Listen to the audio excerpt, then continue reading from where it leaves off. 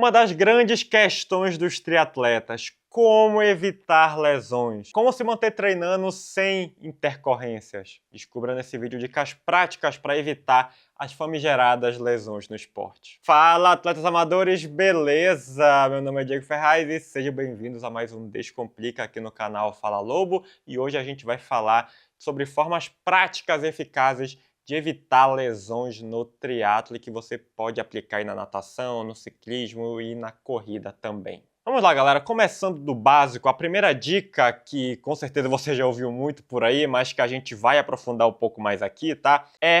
Ouça o seu corpo, tá? Ouça o seu corpo, isso é muito importante, gente, porque imagina que você começou a sentir um incômodo, seja no joelho, no ombro ou em qualquer lugar. Duas coisas que a gente tem que ficar de olho na intensidade dessa dor e se ela muda ou não a sua técnica no esporte. Porque quem treina, principalmente quem treina forte ou para provas longas, vai sentir uma dor aqui ou ali, mas o normal é que ela some, né? Às vezes quando você se recupera ou quando dorme, some aquele tendão puxando ou um músculo mais dolorido e tal. O normal é que você se recupere e a dor suma. Aí vem o ponto, se aparece uma dor que você coloca ela entre 1 e 3 em uma escala de 0 a 10, e o que é a dor de 1 a 3? É aquela que não muda a sua técnica, tá? Você está sentindo ali uma dor, mas você consegue correr, nadar, pedalar normalmente, não muda a sua técnica.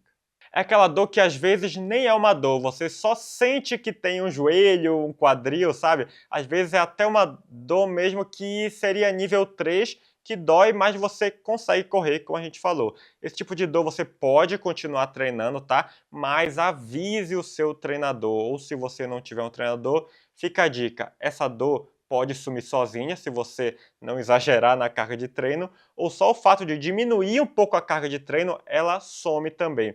Mas o que acontece de fato, galera? O atleta não fala nada, continua aumentando o volume, continua correndo forte, sentando a bota, e essa dor aumenta para 4, 5 e começa a mudar a técnica de corrida mesmo que de leve.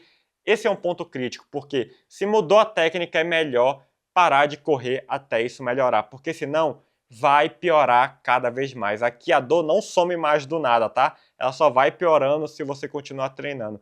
Então isso é saber ouvir o corpo, você ter consciência de que sentiu uma dor, saber que não mudou sua técnica de corrida, saber quando tem que parar um treino para não piorar uma dor que tu tá sentindo, que tá aumentando, tá? Essa consciência é importante. Então avaliar a intensidade da dor e ver se muda a sua técnica são pontos muito importantes para evitar lesões futuras nos 3 esportes. Segunda dica, alimentação adequada, galera. Sim, treinar e recuperar bem exigem energia suficiente para que o corpo possa fazer a ressíntese de tudo que foi usado durante a atividade e para fazer você melhorar também, para fazer a supercompensação que a gente chama. Por isso, comer pouco aumenta-se o risco de lesão, especialmente em blocos intensos ou treinos longos, tá? Porque você não tem uma estrutura, não tem nutrientes para se recuperar adequadamente. Quando vai acumulando treinos fortes ali, acaba desgastando demais uma estrutura e causando uma lesão. Lembrando que aqui as lesões não acontecem do nada, igual no futebol, por exemplo. É sempre de pouco em pouco, uma coisa errada aqui, vai se somando e somando no decorrer do tempo, aparece discretamente, depois vai aumentando e por aí vai. Então, planeje a ingestão diária adequada que você precisa com o nutricionista de preferência e atenção aos sinais de baixa disponibilidade energética, como fadiga desproporcional ao esforço, sono ruim, queda de rendimento, tá? A falta de alimento adequado, a falta de energia limita o desempenho e aumenta o risco de lesão. Terceiro ponto, a frequência de corrida. Aqui falando especificamente da corrida de rua, a corrida a gente sabe que é um esporte de impacto, diferente do ciclismo e da natação, então a relação entre volume e intensidade na corrida é ainda mais importante do que nas outras modalidades. Normalmente lesões relacionadas à corrida são por subir muito volume e intensidade ao mesmo tempo, tá? Treinar muito e muito forte, tem que balancear essa questão, tá? Porque se o volume de treino sobe, a intensidade tem que diminuir, tá? E o contrário também. Então, são interdependentes, ok? Então, se a intensidade sobe, volume desce, e se o volume desce, a intensidade pode subir. Então, no caso do triatlo, é interessante intercalar os dias de corrida e não correr em dias seguidos, tá? Ainda mais para quem já tem predisposição para lesão. Então, correr em um dia e pedalar no outro, ou nadar no outro, dependendo de como for sua rotina, pode ser uma boa estratégia, desde que esteja balanceado o volume e intensidade das outras modalidades também, tá, galera? Porque uma interfere na outra. Se fizer todo o treino de bike forte, isso vai interferir na tua corrida. Quarto ponto, sono de qualidade. Esse com certeza você já deve ter ouvido muito por aí. Sim, o sono é muito importante para a recuperação muscular. Eu até diria que dormir é o melhor remédio, tá? O melhor recovery, a melhor coisa que você pode fazer para evitar lesão e se recuperar dos treinos é dormir mais e melhor. Ou seja, aquele básico, né? Dormir pelo menos 7 horas por noite e se conseguir tirar uma soneca durante o dia, com certeza pode ajudar nesse processo. Quinto ponto, galera, a posição na bike. A gente falou dicas gerais para as 3 modalidades, né? Falamos da corrida, agora um ponto importante sobre o ciclismo. Uma posição ruim pode causar tensões desnecessárias e causar lesões. Por exemplo, um selim muito alto, digamos, né? Se o banco estiver muito alto, pode aumentar a tensão nos músculos isquiotibiais, esses da parte posterior da coxa, e pode inclusive prejudicar a sua corrida, né? Às vezes você acha que sentiu uma cãibra por causa da corrida, mas o problema na verdade está lá no ciclismo por causa dessa tensão excessiva do banco estar muito alto, tá?